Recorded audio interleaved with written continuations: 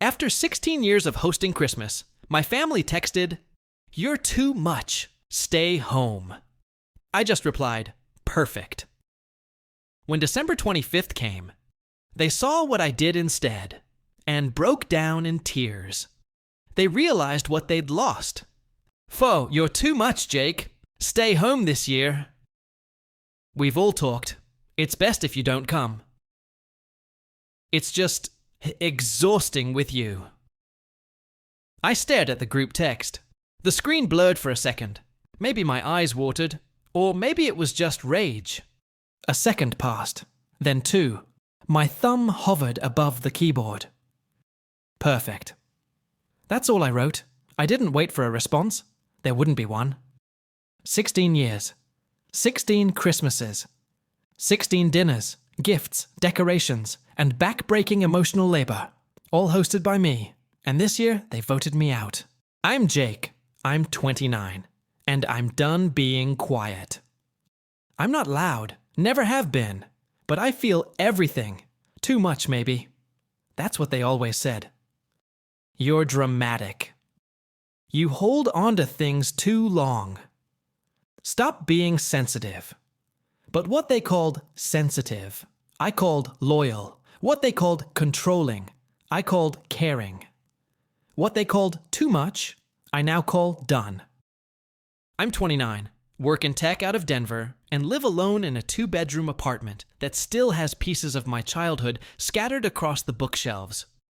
A snow globe from our first family trip to Aspen. A cracked mug my mom made in pottery class. I held on. They didn't. Meet the family. Mom, Denise, 58, passive-aggressive, emotionally absent, always ready to play the martyr. Never stood up for me. Sister, Rachel, 34. Oldest, controlling, 2 kids, calls herself the real adult in the family. Used me like a second parent since I was 13. Brother, Matt, 31. Golden boy, athlete turned real estate agent. Once crashed my car and let me take the blame. Dad, Peter, 60. Divorced from mom, absent and flaky. Pops in when it's easy. None of them texted separately. No one defended me. The final straw. Rachel. You made last year about you again, Jake. The slideshow, the speeches. Me. It was a tribute to Grandma. She died last year, Rachel. Matt. And it turned into a therapy session. Me. Because none of you cried. I was the only one who seemed to care she was gone. Mom. See, this is what we mean. You're too emotional. It's not healthy. That word again. Too. Too much. Too emotional. Too attached. Not once did they say, "Thank you for hosting." Not once did they say, "We couldn't have done it without you." They used my heart like a rented hall, celebrated in it, left a mess, then walked away. When Dad walked out 12 years ago, Mom fell apart. Rachel was newly married. Matt had just left for college. It was me who stayed. Me who worked part-time in high school, took night classes at community college, and still made it home in time to cook dinner. Me who watched our baby brother's wedding on Zoom while I cleaned Mom's dishes because she didn't feel up to it. And one night, I'll never forget this, I found the foreclosure letter. Mom had been hiding it. I sold my car, wiped my savings, paid off the mortgage. They never asked where the problem went. They never knew what it cost me. Last year, I found something in Rachel's purse when she left it at my house. A legal envelope. Power of attorney forms. Signed. Matt's name. Not mine.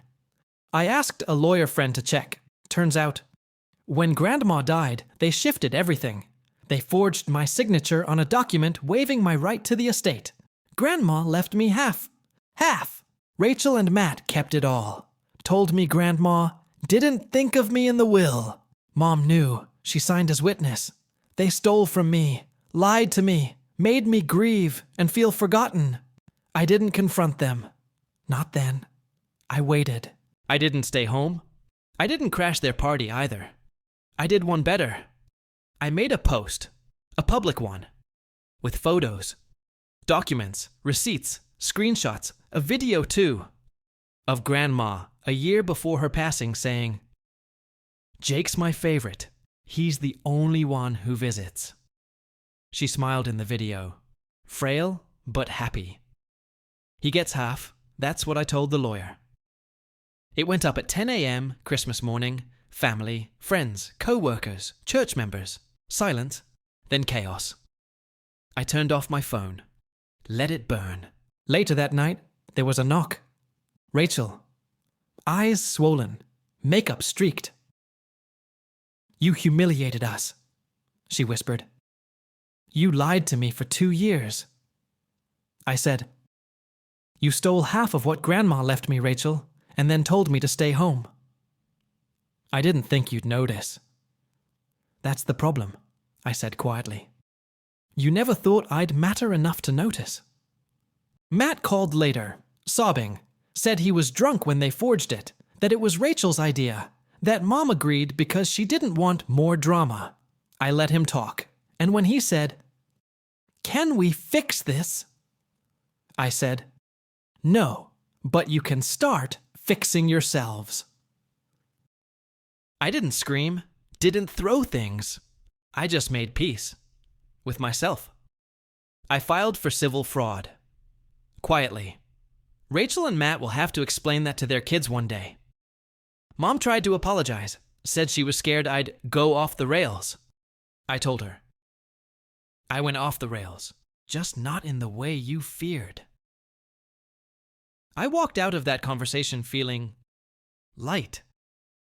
In January, I hosted a small dinner, just 4 people. My best friend Marcus, my therapist, who became more like family, my neighbor, who used to bring my mail, and a girl I'd been talking to from work. We ate. We laughed. We toasted a chosen family. I didn't miss the noise. I didn't miss the chaos. I didn't miss them. But I did think of Grandma. I lit one of her old candles, vanilla and cinnamon. Let it burn through the night. Matt sent a letter, not a text. A real one. He confessed everything. Apologized for the car, the will, the years of silence. Said he started therapy. Rachel hasn't spoken to me since. That's fine.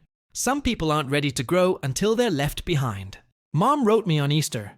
Said she was reading a book about narcissistic parenting.